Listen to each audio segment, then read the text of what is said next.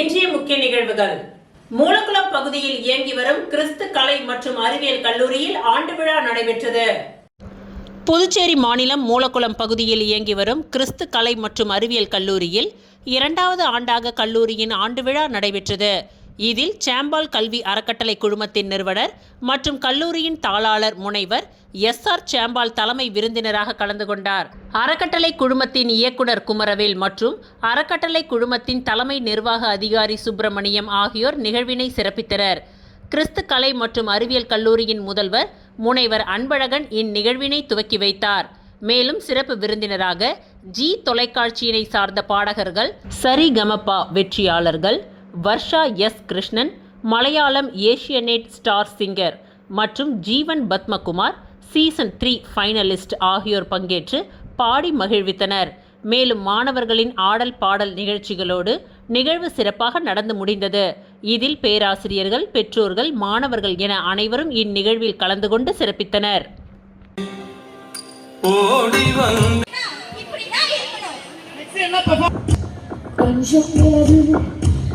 கொஞ்சம் நெருப்பு பொங்க செய்தால் எந்த தெய்வம், கொஞ்சம் நஞ்சு கொஞ்சம் அமுதம் ஒன்றாக செய்தால் எந்த கண்கள், கொஞ்சம் மிருகம் கொஞ்சம் கடவுள்.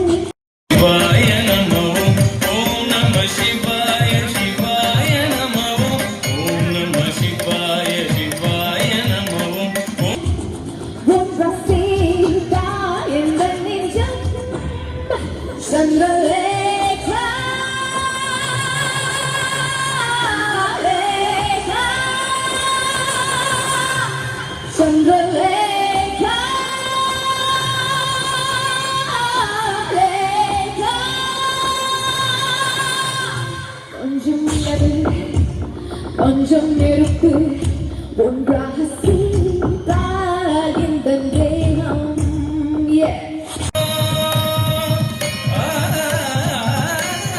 ஹோமியோபதி மருத்துவ முறையை உருவாக்கிய ஜெர்மன் மருத்துவர் doctor Christian Frederick Samuel Hahnemann அவர்களின் பிறந்த நாளை நினைவு கூறும் வகையில் உலக ஹோமியோபதி தினம் கொண்டாடப்பட்டது.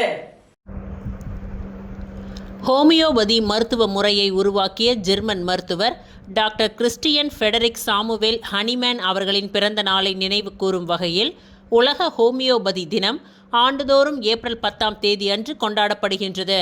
இந்த நாளில் கருத்தரங்குகள், இலவச மருத்துவ முகாம்கள் மற்றும் விழிப்புணர்வு நிகழ்ச்சிகள் இந்தியாவில் நடத்தப்படுகின்றன. அதன் ஒரு பகுதியாக ஹோமியோபதி மருத்துவத்தின் தந்தை டாக்டர் சாமுவேல் ஹனிமேன் அவர்களின் 271வது பிறந்த நாளை முன்னிட்டு புதுச்சேரி அரசு ஆயுஷ் இயக்குநரகம் ஹோமியோபதி பிரிவு சுகாதாரம் மற்றும் நல்வாழ்வு மையம் சார்பில் கோரிமேடு அரசு சுகாதாரம் மற்றும் நல்வாழ்வு மையத்தில் ஹோமியோபதி மருத்துவம் பற்றிய விழிப்புணர்வு நிகழ்ச்சி நடைபெற்றது. இந்நிகழ்ச்சிக்கு தலைமை மருத்துவ அதிகாரி டாக்டர் சித்ரா தலைமையில் ஹோமியோபதி சிறப்பு மருத்துவர் டாக்டர் முத்துலட்சுமி, ஹோமியோபதி மருத்துவத்தின் டாக்டர் சாமுவேல் ஹனிமேனின் வரலாறு குறித்து மக்களுக்கு எடுத்துரைத்தார். முன்னதாக ஹோமியோபதி மருத்துவத்தின் தந்தை டாக்டர் சாமுவேல் ஹனிமேன் திருவுருவ படத்திற்கு மலர் தூவி மரியாதை செலுத்தினார்கள். மருத்துவர்கள் ஹோமியோபதி மருத்துவத்தின் தன்மை குறித்து பொதுமக்களுக்கு எடுத்துரைத்தனர். இதனையடுத்து ஹோமியோபதி மருத்துவம் குறித்த கையேடு பொதுமக்களுக்கு வழங்கப்பட்டது. இந்நிகழ்ச்சியில் மருத்துவமனையின் செவிலியர்கள், ஊழியர்கள் மற்றும் பொதுமக்கள் பலர் கலந்து கொண்டு பயனடைந்தனர். இந்த ஹோமியோபதி மருத்துவத்தில் சிறப்பாக சிகிச்சை அளிக்கப்படும் எனவும் இதில் நீரிழிவு நோய், தோல் நோய்கள், மூட்டுவலி, ஆஸ்துமா, அலர்ஜி, மாதவிடாய் கோளாறுகள், சினப்பை நீர்க்கட்டிகள், கல்லீரல் நோய்கள், குதிக்கால் வலி உள்ளிட்ட பல்வேறு பிரச்சனைகளுக்கும் சிறப்பாக பயனளிக்கும் என்று ஹோமியோபதி சிறப்பு மருத்துவர் டாக்டர் முத்துலட்சுமி தெரிவித்துள்ளார்.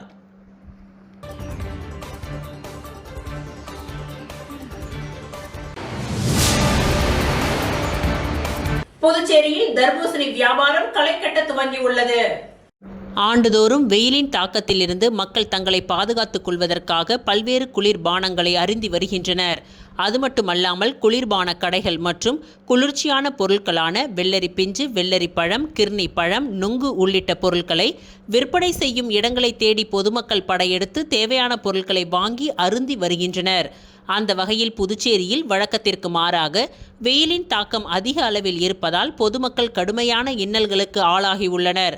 அது மட்டுமல்லாமல் காலை முதலே அதிக வெயிலுடன் அனல் காற்று வீசுவதால் பொதுமக்கள் வெளியில் செல்லவே அச்சத்துடன் உள்ளனர்.